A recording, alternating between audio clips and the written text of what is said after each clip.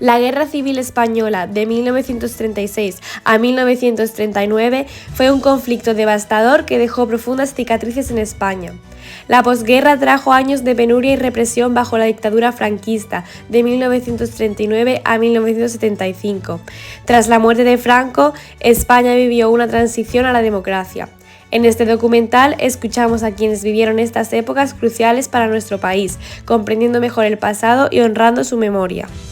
Queremos que sean estas personas con experiencias de todo tipo las que nos cuenten en primera persona sobre la historia íntima de una época. Es acercarnos a la vida cotidiana de abuelos y abuelas que han vivido una parte importante de nuestra historia. Acercarnos a una ventana en la que ver esa sociedad de guerra, posguerra y transición. Va nuestro trabajo a todos aquellos y aquellas que hicieron posible con su lucha dar paso para ser testigos de nuestra historia. Me llamo Juan Cintado Ayala, soy de Arriate, nací en el 1945, que tengo 78 años ya. Yo me llamo José Domínguez Hoyo, soy de Arriate, camarada de él, compañero, amigo. Tengo 64 años que cumplí en junio. La vida cotidiana de nosotros de la juventud tenía 15 años, entonces la vida nuestra era completamente nula, no había nada. Nada de nada. ¿Sabe lo que quiere decir nada? No había absolutamente nada. No teníamos para ir al cine, no teníamos para ir a tomar unas fantitas, no teníamos absolutamente nada. Ni teníamos trabajo, ni teníamos colegio, porque a los hijos de los republicanos, mi padre fue republicano, con los fascistas, lo metieron y le echaron 6 años de cárcel, y mi madre solita, 3, 4 hijos, y en la escuela 0.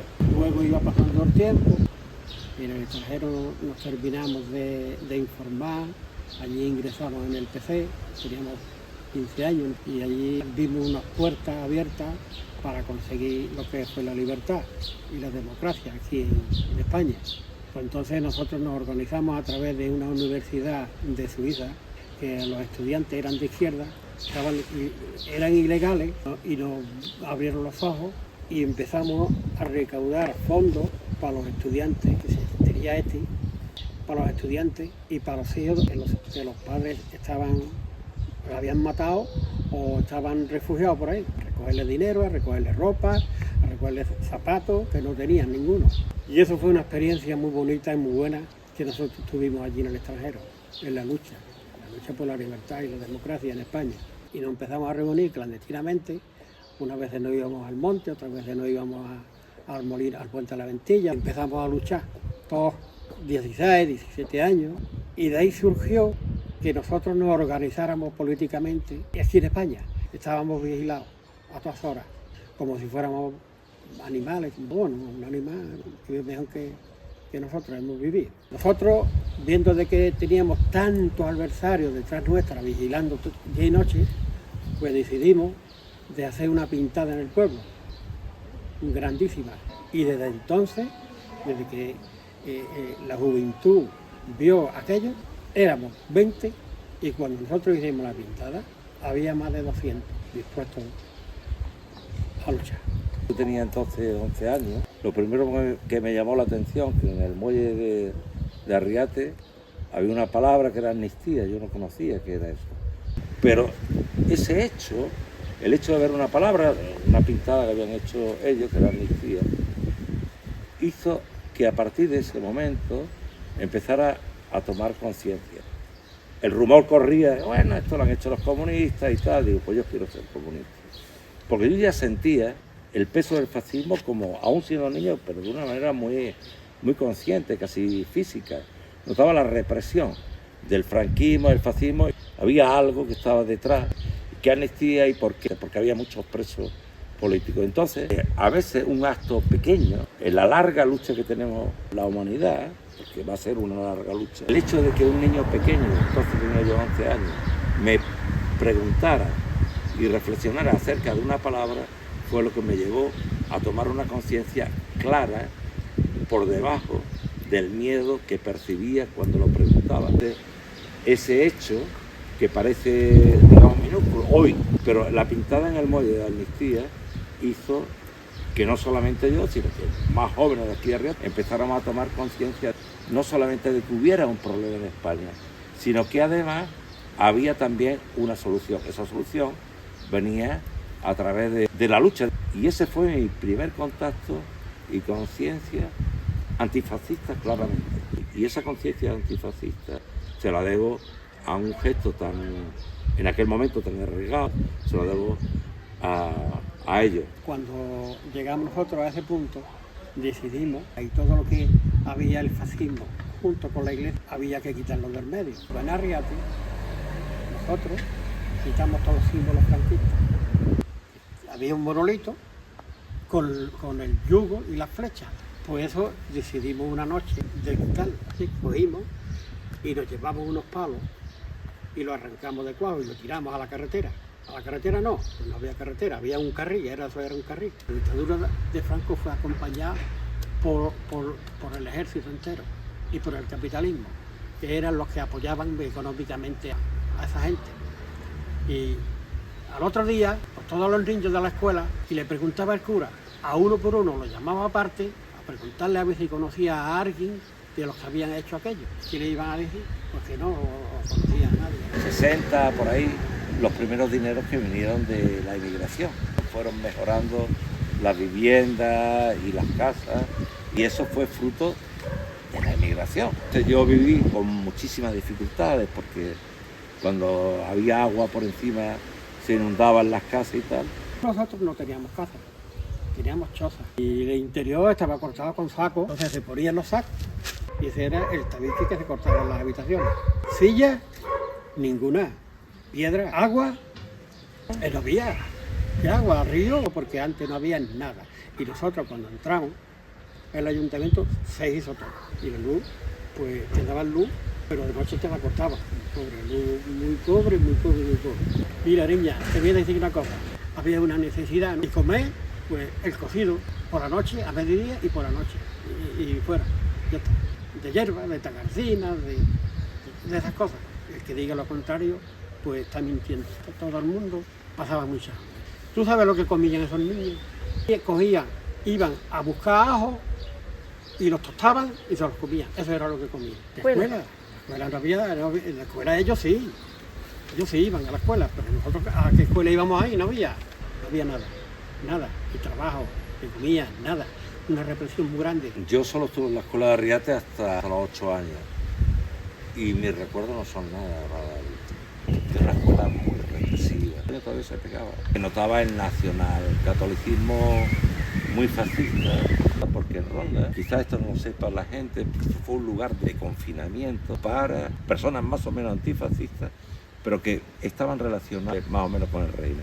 Y siendo Ronda una ciudad muy influenciada por los curas y por los militares, aparecían a veces personajes, empezaban a hablar de qué era la democracia, y recogí los últimos coletazos de lo que era típicamente la escuela nacional católica fascista española. El sistema se palpaba y se sufría. En mi caso particular, luego en el instituto fue al revés. Había lo que había, la formación del espíritu nacional y tal. Era en el Pérez de Goma y ya era un ambiente muy distinto, consciente de la realidad española, que yo tuve la suerte de tener profesores que habían leído. Y cuando se lee mucho, se abren las conciencias. Leer no es ninguna estupidez, sino todo lo contrario. Leer y leer muchísimo. Preguntaba de la escuela de Arriate, lo que recuerdo yo son, hasta los 8 o 9 años, cierta incomodidad, miedo, un malestar. Y en el instituto no, respiratorio en el sentido que no sentía ahogo al entrar en las clases y todo eso. Porque el fascismo está basado en el miedo. Ese miedo yo lo viví aquí. El tiempo que estuvimos en la escuela, ¿sabes lo que hacíamos? A los hijos de los republicanos, nos ponían a limpiar, nosotros teníamos que ir a limpiar el gallinero, porque había niños que se morían de hambre en la escuela. Eso parece muy duro, pero es la realidad. Había niños que de hambre se morían. Y una vez me puse yo malo con las paperas. Sale otro profesor, digo, voy al médico que me ha dado permiso a don Antonio porque tengo paperas. Y me metí una galleta y hace ¡boom! Y empecé a echar sangre por la boca. Y mi madre y mi padre dicen, sí, pues ya no vamos a la escuela. Ya me dediqué a guardar los cochinos y a cuidar las vacas. Y ese fue mi trabajo. En la calle, como nosotros estamos ahora mismo, teníamos que haber nada más de 2. 3 ya no podíamos hablar en la calle. Un baile, terminantemente prohibido. Nada, es que no había absolutamente nada. Es que vosotros no se lo podéis ni imaginar. Mi época mucho más libre de lo que hay ahora. Había un ansia tan grande de libertad, había también la posibilidad de recorrer los caminos de la libertad. Muy libre, exactamente igual que lo podéis vivir vosotros, ¿no? Veo ahora más represión que en los años 77 y 78, en el sentido de la diversión y todo eso. Políticamente no. Políticamente veo que el aparato franquista no se ha disuelto completamente. Que las estructuras más profundas del Estado español siguen siendo franquistas, que aquí no hubo una ruptura democrática, sino una especie de, digamos, de pacto con una lucha democrática que venía desde lejos, pero que empezaba a sentirse muy cansada. Era un pacto desde la debilidad. El franquismo seguía siendo muy fuerte, y psicológicamente y sociológicamente sigue siendo muy fuerte. Yo afirmo rotundamente de que el franquismo aún no ha sido vencido y hay que desmantelarlo, porque la transición no fue una ruptura democrática, sino una necesidad de la oligarquía y del capitalismo español para seguir superviviendo. La transición es un mito tan brutal que son casi 1000 personas las que murieron desde el 72 al 77, 78. Eso es lo que quiere decir. No hubo realmente una ruptura. Aquí el fascismo ha seguido matando hasta muy tarde. La necesidad de la memoria histórica no se ha hecho todavía en este país. Y no se ha hecho porque no hubo esa ruptura. Aquí yo tendría pues 7. Todos los días víamos de pasar una cajita blanca, así. ¿Y sabes lo que era? Un niño muerto. Muerto de hambre. Todos los días. Una cosa mala que había, hija. Ustedes luchad todo lo que podáis. Tenéis que velar por la libertad que hay, tenéis que velar como si fuera oro en paño. Y no retroceder a nada. Luchad, que por luchar no va a pasar nada. Ahora si os pasa, si no lucháis. Sí. Es una pena que nosotros llevemos luchando por la libertad tantos años y que la juventud esté echando desde para atrás, siendo tan perjudicados como nosotros, porque tienen todas las puertas abiertas. El muchacho que quiera estudiar puede estudiar. Nosotros desgraciadamente no lo tuvimos, pero es una pena que la juventud no quiera saber absolutamente nada. Porque yo puedo hablar con toda la garantía del mundo de que yo he estado toda mi vida luchando y expuesto a que me pegaran un tiro con la lucha que llevamos detrás. Si no fuera así por nosotros, aquí no había absolutamente nada. Yo no me quejo para nada de la juventud. El problema de la juventud es que están tan imbuidos de individualismo, creen que su salvación es individual.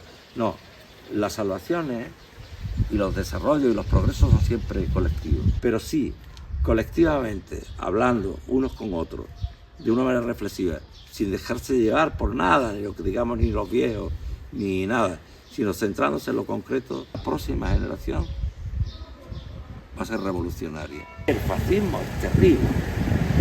La juventud debe aprender de que el fascismo es una cosa realmente, aparatosamente terrible. Hay como una falta de conciencia de que determinadas actitudes fascistas se han olvidado.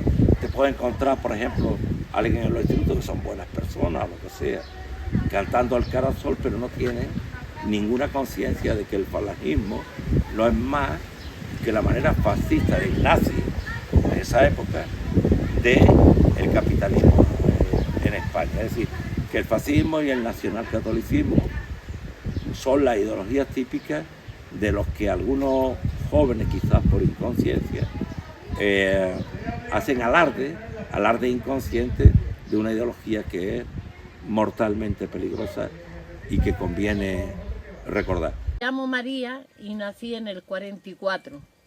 Tengo 80 años. En la época de la posguerra no me recuerdo nada más que pobreza, mucha miseria, mucha hambre y poco dinero. Dinero ninguno. Y trabajaban y ganaban un duro, nada más que un pan valía el duro.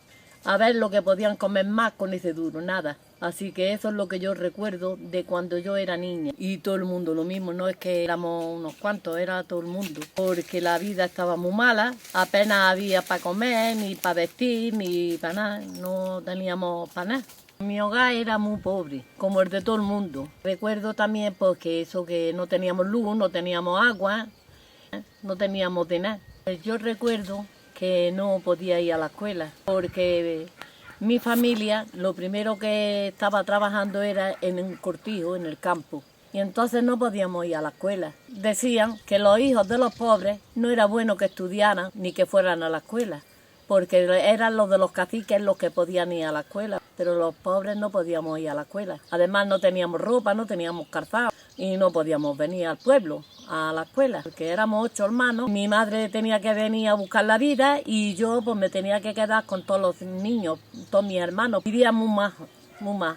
No teníamos feria, no teníamos Navidad, no teníamos Reyes, no teníamos de nada. Mi padre era pastor y trabajaba con una oveja y con un cacique, que nos daban unas jaterías de 4 arrobas de harina, garbanzos, lentejas, habichuelas y un poco de dinero. Pero claro, cuando nos lo necesitábamos, a veces no nos lo daban, nos lo negaban.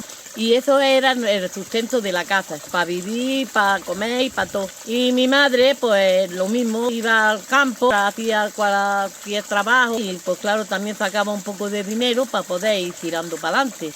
Y había gente que todavía lo pasaba peor que nosotros. Hacíamos leche y nos íbamos al campamento y vendíamos la leche que nos la compraban los militares. Mi madre con un cántaro y yo con otro, muy pequeña, y así íbamos sacando la vida para adelante. Y los 8 hijos y los padres. Pues jugaba poco, porque ya te digo, vivíamos en el campo y jugaba con mis hermanos. Pues jugábamos a la rayuela, a la barde, jugábamos a jugar al fútbol y íbamos pues a buscar niños y te decíamos, ya tenemos un niño, ya tenemos un cuco. Mi padre traía un conejillo chico, lo cogíamos y jugábamos con él. Otros juguetes no teníamos, porque nosotros no teníamos reyes, no teníamos juguetes, no teníamos dinero. Empecé a trabajar con 8 años y cuando ya llegué más mayorcilla, que me fui a la capital a trabajar, dio la casualidad que me fui con un matrimonio y 3 hijos. Y entonces le regalaron un borreguillo a los chiquillos. ¿Y dónde metemos el borrego? En el cuarto de la sirvienta. Allí me lo metieron para que durmiera conmigo. El borrego, pues claro, empezaba a toda la noche estaba berreando. Entonces yo no dormía, no pegaba ojo. Una mañana me levanté diciendo que eso no podía hacer porque yo no podía dormir. Que se lo metieran al niño en su cuarto para que él durmiera menos que yo. Porque aquello era no pegar ojo. Y entonces no podía trabajar porque estaba cansada. Total, que ellos eran los ricos y yo era la pobre. Así me fui yendo con el borrego, hasta que ya me fui más mayor y me fui a Francia, me fui a París. Y en París pues ya era otra cosa, porque allí era donde teníamos libertad, teníamos dinero, teníamos trabajo, estábamos asegurados, teníamos nuestro médico, nuestro sueldo y estábamos pues muy a gustito. Entonces no sé qué pasó una vez, como yo no había ido al cine, ni había visto tele, ni había visto de nada, pues claro, yo no sabía que existían los negros. Y una noche, que se había ido la luz, pues me llevaba una vela. Y entonces en el fondo del pasillo había un negro. Y claro, yo que la alumbro y veo allí aquellos ojos negros que me parecía un gato, resulta que era un negro. Y pillé un repullo que me salí para atrás corriendo, porque yo no había visto en mi vida un negro, ni pensado de que esto existía. Estábamos a gustico, en Francia sí tuvimos a gusto, no como en España, porque en España he pasado mucha miseria. El régimen franquista nos aceptó a mí y a mi familia. No pudimos ir a la escuela, no pudimos nunca estudiar, nunca poder ir al médico, como no podíamos hablar lo que queríamos.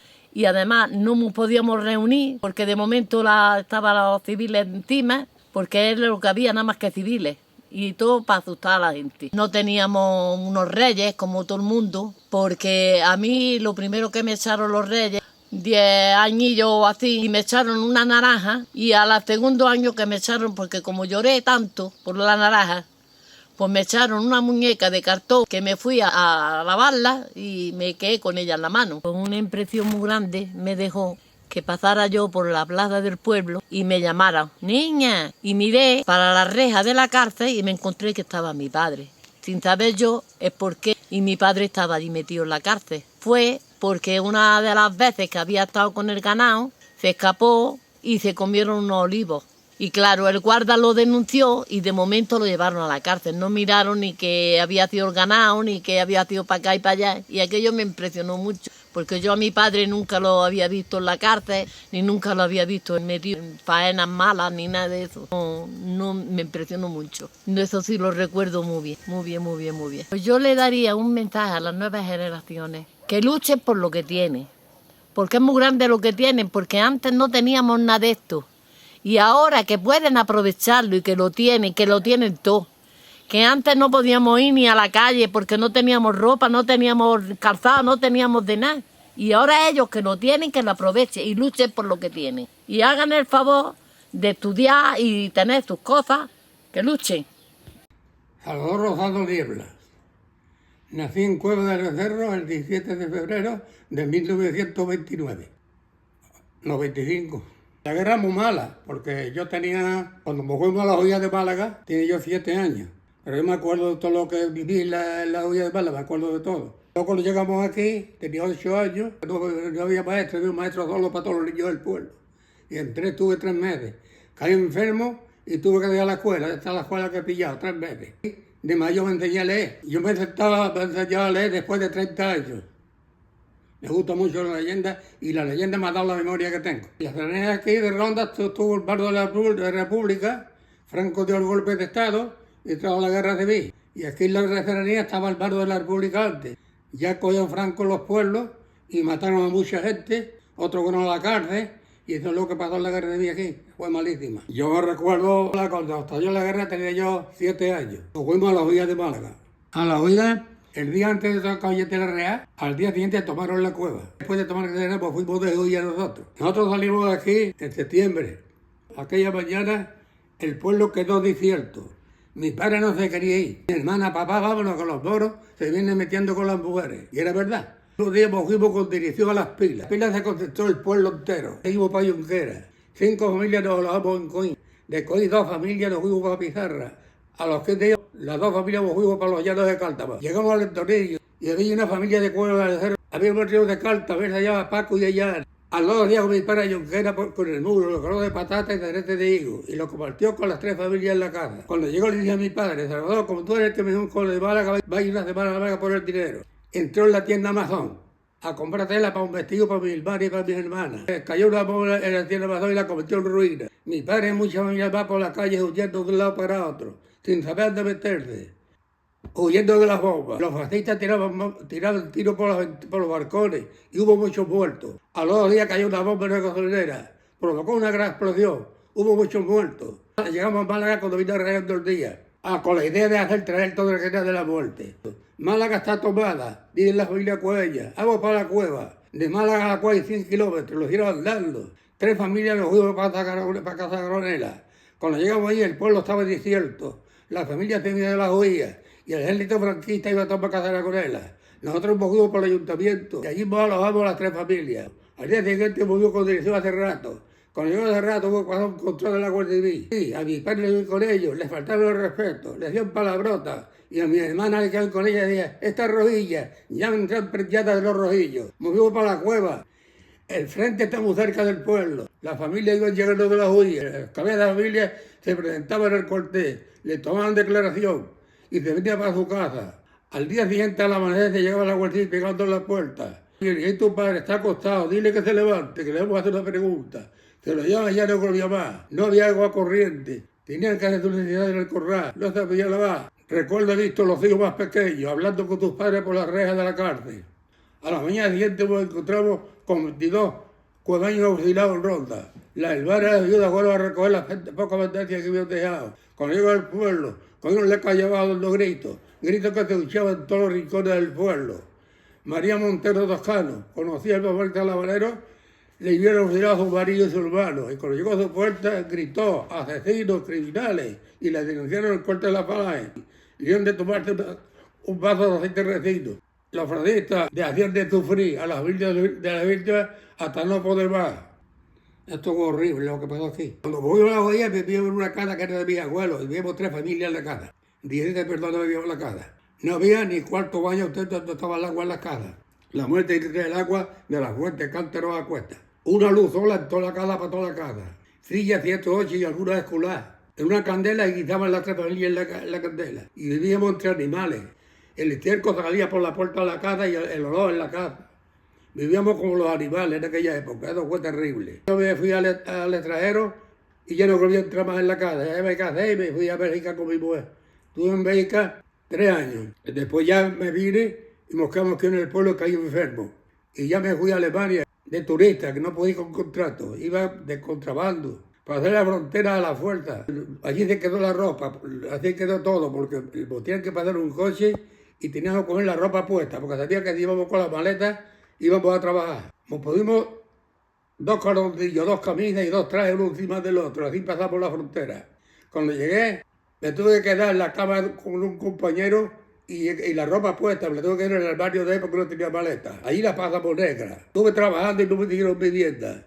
Tenía que dormir de noche, tenía una cama que me llevaba vacía. A las 3 de la madrugada llegaba el dueño a la cama y nos teníamos que levantar. Y no íbamos al trabajo casi sin dormir. Sufrimos muchísimo en Alemania nosotros, mucho. Con 11 años ya me fui a los cortijos por ahí a trabajar. Mi padre en el campo, mi hermana en servicio doméstico en la casa. No tuvimos escuela ninguno. De niños que jugábamos juegos, al trompo, otros a hilo, al pilla, eran los juegos que había, la rayuela que también le llamaban, no se pillaba nada. Que venía a las fiestas del año, de septiembre, y mucha gente no salía a la calle con el dinero para ir. La guerra me dio mucho que pensar, porque la guerra fue tan mala y luego la posguerra fue peor que la guerra. La posguerra fue peor. En la guerra no había nada más que tortura en los pueblos y hambre y miseria, era como mala. Luego ya cuando ya fui yo, que ya me fui por ahí, me cambió la vida mucho. Ya yo ya no volvía para la hambre y estaba vestido. Aquí no tiene ni ropa. Ya por ahí me vestí bien, ya lo pasé bien después de mayor. Pero de joven lo pasemos más. Cuando tomaron Alcalá, vino que una mujer refugiarse a la cueva y se puso de parto en la calle la mujer. Y mi madre era una mujer muy buena, la lastimé de la gente y la metió en mi casa. Y tuvo un niño en la casa. Eso debido a las personas con el franquismo aquí, como fue tan malo y vi tantas cosas malas aquí, y la criatura trabajando en el campo y ajustar perdía porque la guardia llegaba y por lo menos un pito le daba una paliza a una persona. Le quitaban la leche y le pegaban. Lo cogían con un conejo que iba con un conejo para poder comer en su casa y cogía a la guardia al conejo por las patas y le daba el cazado con el conejo en la boca. Y yo he pasado mucho con eso. No le di un regalo nunca, regalo no existía. A los niños le daban un caballito de cartón, aquí no había nada. Fueron pasados por lo que pasó yo, sabían apreciar lo que hay. Pero se han criado hartos de comer. Pero no han conocido lo que yo he pasado, la miseria que yo he pasado. Yo sí me doy cuenta de lo que es apreciar lo que tenemos hoy, pero la gente no lo aprecia, porque se cree que ha caído del cielo y ha caído de las luchas que han tenido los padres con la política y en la migración trabajando, que si no, no cambia esto. Si hubiera sido el franquismo, estábamos en la misma. La democracia que ha sido la que ha sido la libertad, España y el bienestar, la hemos traído nosotros con nuestra lucha, luchando políticamente y trabajando para levantar España. Yo le diría a la juventud que piensen más en la política, que luchen. Los jóvenes, lo que pasa es, ellos no han pasado pena ninguna y se creen que han caído del cielo todo, pues entonces ellos pues no luchan ni quieren saber nada de nada. Se creen que todo ha caído del cielo y hay que luchar. El cambio entre la guerra y la posguerra, si la guerra fue mala, la posguerra fue peor. Porque la guerra te dio por un ejemplo para que veas lo que te durió. Un kilo pan valía 12 pesetas y uno en el campo ganaba 10. Con un sueldo faltaban 2 pesetas para un kilo pan. El almuerzo era la sopa diaria y la olla de noche era la comida que había. Soy defensor de las mujeres porque pienso que el día que el 50% de los presidentes del mundo sean mujeres, tendremos un mundo más justo, porque la mujer tiene una gran inteligencia. Le digo a los hombres que se unan a las mujeres en esta lucha común contra los violentos. Estos violentos que tanto daño y tanto le han hecho sufrir a las mujeres a lo largo de la vida. Les doy un consejo a las mujeres, igualmente a los hombres, para terminar con lo de machistas. Pido respeto mutuo en el matrimonio, que no discuta. Si discute un día, otro, de la discusión se llega a la violencia. De la violencia al crimen, que los hijos que se crían en ese ambiente, cuando son mayores también son violentos. Le digo a los violentos que cuando cometen el crimen asesina a la madre de sus hijos, dejándoles escuela para toda la vida. Le digo al hombre que una mujer fue la que lo trajo al mundo, la que lo amamantó, la que lo educó. Decirle que el crimen no es el camino. Le pido al mundo entero respeto por las mujeres, porque la mujer es lo más hermoso del mundo. La mujer es la alegría de la vida, no a la muerte. Vivan las mujeres. Luchar para salir adelante. El consejo que le doy yo a la juventud, que luchen, que no dejen de luchar. Y que dejen de luchar se termina el bienestar. Le doy las gracias por la lucha, Por eso vivimos en democracia y en libertad. Hoy me llamo Elena Rodríguez. Yo nací en el 39. Soy la menor de 4 hermanos. Vivíamos en una casa con 2 habitaciones, hemos pasado mucha hambre. Cuando yo crecí vi mi familia pobre, no teníamos nada más que 2 habitaciones. Dormíamos en una cama todos, porque no había nada. Mi madre trabajaba de lavandera y yo esperaba por la noche a que viniera para que me trajera comida. Yo tenía un hermano mayor que era taxista y salía y un día compraba harina de maíz, nos venía y nos hacía unas migas solo de harina de maíz, y otro día compraba queso fresco. Y eso es lo que comíamos hasta que mi madre venía y me traía comida de casa de la señora. Y luego yo tuve suerte porque la señora tenía 3 niñas, una de mi edad, y la niña no quería estar más que conmigo. La niña siempre estaba mala y quería que yo estuviera con ella. Y yo pues me iba con ella, comía en la cocina con mi madre, la cuerpo casa y la cocinera comían en la cocina y yo también comía, porque la señora me decía a mí que era otra segunda madre mía. Y eso me quitó mucha hambre. También me daba mucho miedo. Mi madre me contaba pues cosas de la guerra, que se los llevaban en camiones, que los fusilaban en el cementerio. Y yo, claro, cuando veía los grises, pues decía, mamá, mira, mira. Y decía mi madre, no mires, no mires, no mires. Y yo me cogía en su brazo y me daba un pánico cada vez que lo veía, porque mi madre no me decía, como no se podía ni hablar, ni se podía decir nada, pues... Y yo pues, pasaba mucho miedo, he pasado hambre, dormíamos nada más que en una cama, no teníamos nada más que una cama, mi madre me ponía algunas veces en el sillón, me decía, la verdad es que cómoda vas a dormir. Y me hacía una cama ella ahí como podía, y eso es lo que he tenido en la posguerra. Gracias a eso, pues ahora sé valorizar las cosas. Agradecemos profundamente a todos los que compartieron sus historias y experiencias, brindándonos una visión invaluable de nuestra historia. Sus recuerdos no solo nos ayudan a comprender mejor el pasado, sino que también nos inspiran a valorar y preservar la libertad y la democracia. Gracias por acompañarnos en este viaje de memoria y reflexión.